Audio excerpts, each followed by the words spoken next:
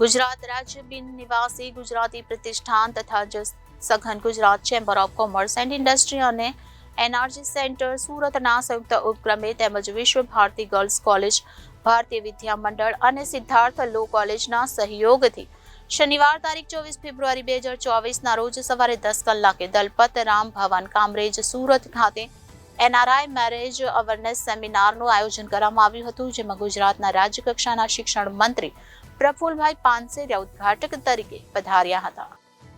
કઠોરના additional civil જજ PG Goswami અને કામરેજ ડિવિઝનના additional superintendent of police Nidhi Thakur IPS મુખ્ય મહેમાન તરીકે ઉપસ્થિત રહી સેમિનારની શોભા વધારી હતી, જ્યારે કઠોર બાર કાઉન્સિલના પ્રમુખ એડવોકેટ હરેશ નાગરાણીએ અતિથિ વિશેષ તરીકે સ્થાન શોભાવ્યું હતું.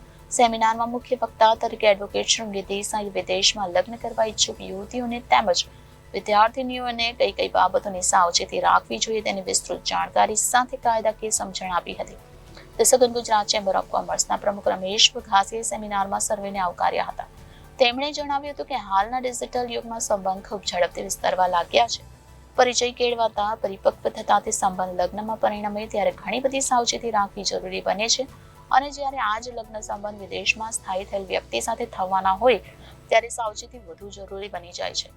એનઆરઆઈ સાથે લગ્ન વખતે કેટલીક સાવચેતી અનિવાર્ય બની જાય છે, જેની સમજણ આપવા માટે આ સેમિનારનું આયોજન કરવામાં આવ્યું હતું.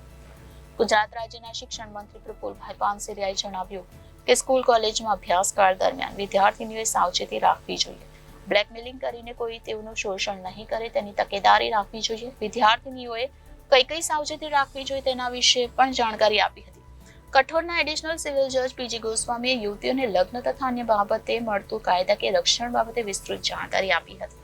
તેમણે જણાવ્યું હતું કે યુવતીઓને રક્ષણ આપવા માટે રાજ્ય સરકાર, ભારત સરકાર અને વિદેશની સરકાર દ્વારા જુદા જુદા કાયદા બનાવવામાં આવ્યા છે. તેમણે વિદેશના યુવક સાથે લગ્ન કરતા પહેલા કઈ કઈ બાબતોનું ધ્યાન રાખવું જોઈએ તેના વિશે માહિતી આપી હતી. ખાસ કરીને જે દેશમાં દીકરી પરણવાની હોય એ દેશની ભાષા સમજવી જરૂરી છે. ખોરાક અને સંસ્કૃતિનું ધ્યાન રાખવું પડે છે, કારણ કે લગ્ન બાદ વિદેશની સંસ્કૃતિમાં ઢળવાનું હોય છે. ત્યારબાદ જીવનશૈલી વિશે પણ ધ્યાન રાખવું પડે છે. વિદેશમાં બધા પોતપોતાના કામમાં વ્યસ્ત હોય છે, આથી પડોશમાં કોણ રહે છે તેનો પણ ખ્યાલ હોતો નથી.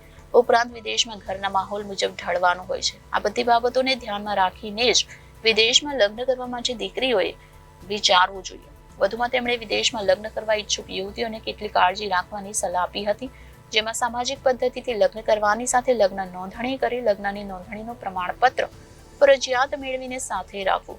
પતિ પાસે તેમના વર્તમાન લગ્ન સંબંધી દરજ્જા વિશે સોગંદનામું કરાવવું. વિદેશમાં નિવાસ સ્થાને પહોંચતા પહેલા વીમા કવચ મેળવી લેવું અને વિદેશમાં પોતાના નામનું બેંક એકાઉન્ટ ખોલાવવું કે જેથી કટોકટીના સમયમાં પોતાના ખાતામાંથી રૂપિયા ઉપાડી શકાય તેમ સલાહ આપી હતી. એરવત ફરૂકભાઈ કેરસી રૂવાલા, દસ્તુર કુમાર, બાવાજી જનાદેશ ન્યૂઝ, સુરત.